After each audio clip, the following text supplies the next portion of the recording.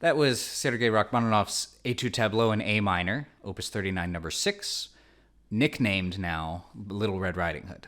Rachmaninoff did not give the piece that nickname, but he was aware of it, and he didn't necessarily object to it, so let's roll with it.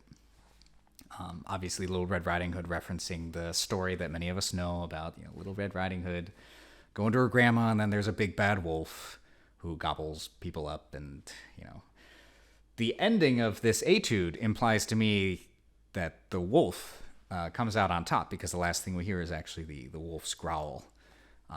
But that's up to interpretation, so you can deal with that yourself. I'm going to talk about the difficulties. Is it a good etude? The usual stuff. So, two main difficulties in this piece.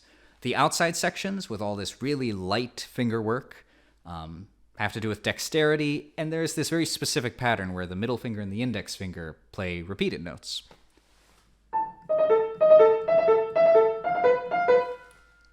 That's a very specialized technique that shows up in this piece and other Rachmaninoff pieces, such as the third movement of the Third Piano Concerto.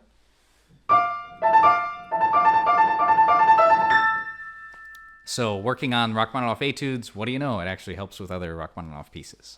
But this is not like a Chopin etude where the technique you work on transfers to all sorts of repertoire. This is kind of specialized technique to Rachmaninoff, at least in my opinion. I could be totally wrong. So if you want to learn this for pure technical improvement, maybe not so great. It's difficult. It's definitely one of the more difficult etudes in Opus 39, maybe the most, along with 1 and 5, maybe 3. But I don't personally think of it as an etude as much as a real performance piece, and it's very effective as a performance piece. I've programmed it in competitions, in recitals, and it's always done well and gotten me good results. So I'm going to talk about how I practiced it, and let's get into it. What? Emo? You're supposed to be the big bad wolf.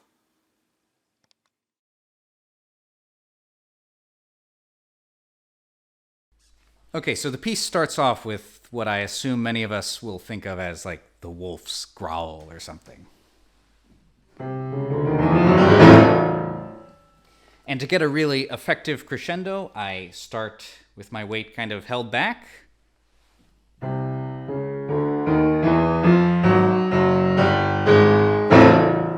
And by the end of the run, my body's forward, I'm leaning in, and I have more weight. Anyway, just a little thing. So, the technically difficult stuff, the leggero repetition.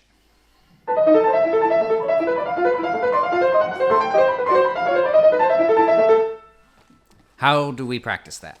I think the key to remember here is we want to have one fluid motion in the right hand, but there's really, I think, two parts to it. We have the top staccato, melody,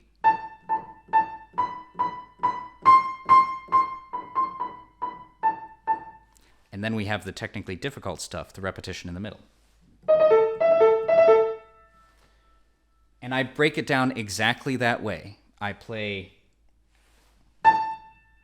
this as a separate motion, kind of a down motion, or you can think up, doesn't really matter, but it's a separate motion, followed by an upward-forward motion on the repetition. We don't want the wrist to be down and locked. We don't want this.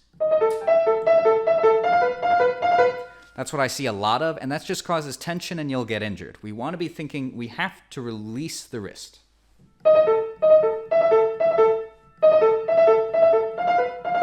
So notice that I'm kind of moving forward.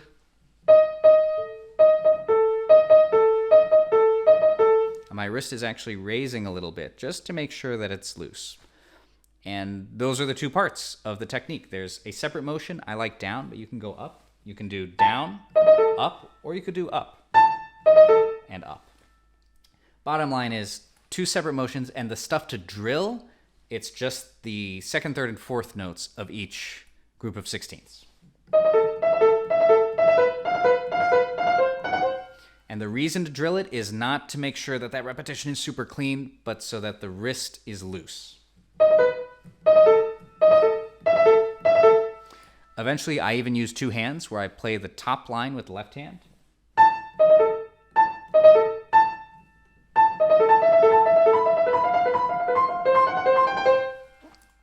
just so that I'm isolating that right hand pattern even more.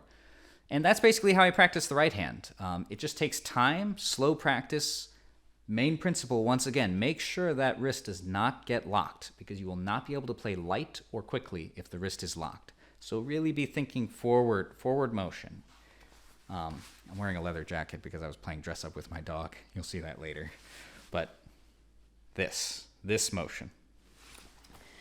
And things to look out for in the left hand, there's some very careful articulations. You don't always hear that. That note, it's a tenuto. But nothing too technically difficult about the left hand. So that's kind of the first section. Okay, this is just a fingering thing. This passage here, this is measure 28.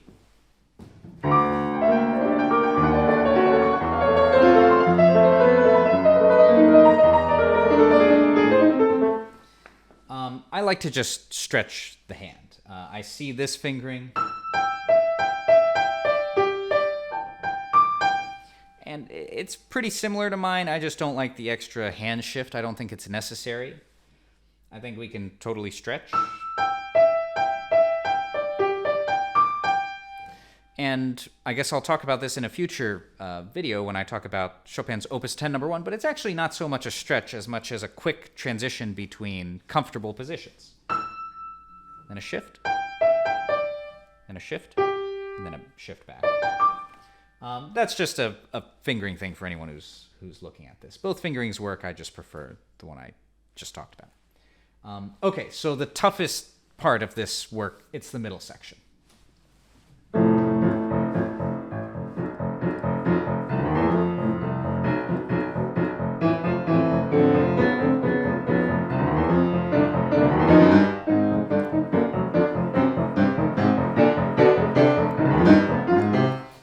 And it's difficult because these jumps in the left hand. I start a little early, actually. The jumps happen later. How did I practice this?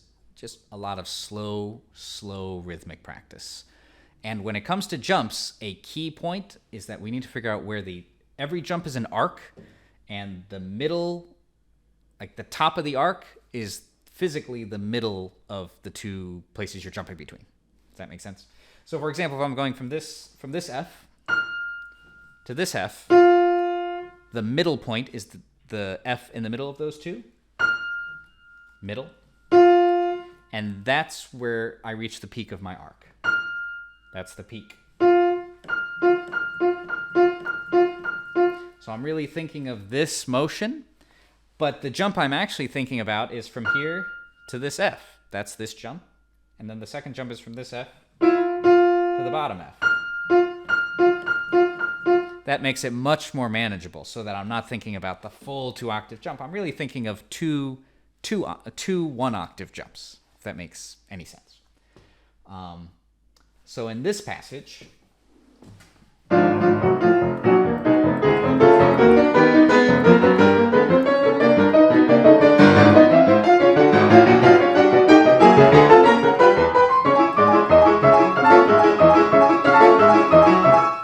I know it's going by really fast, but I've actually choreographed every single jump so I know where the top of the arc is.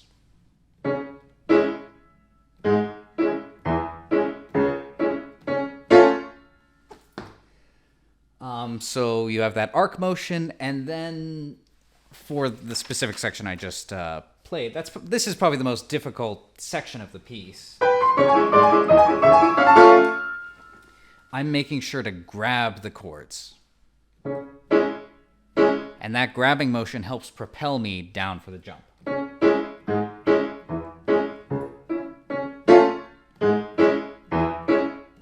But notice that arc. High point, down. Grab, high point, down. Grab, high point. And that's how I deal with that whole section. A lot of rhythmic practice.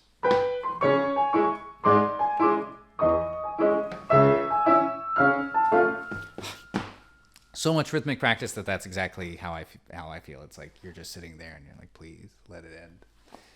But rhythmic practice, slow practice, and choreographing those jumps Should fix most all of that.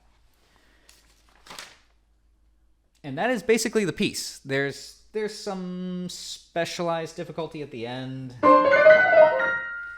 This little left-hand lick. Just rhythms.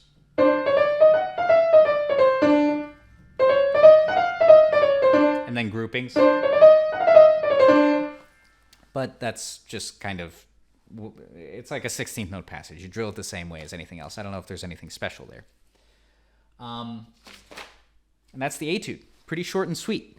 So I guess the overall principles. The outer sections, all that light passage work, the wrist has to be loose, and you have to be thinking of dividing the motions into the melody line, where you can use down or up motions, whatever you want, but it's separate from the repetition stuff.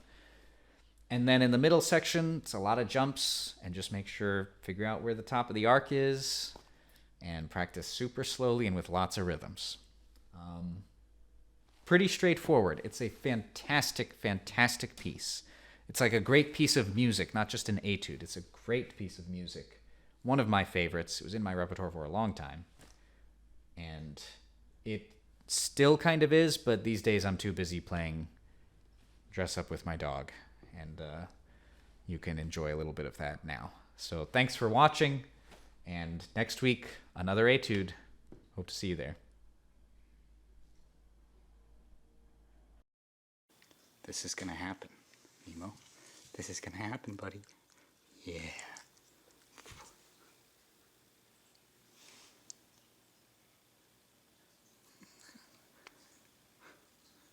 No.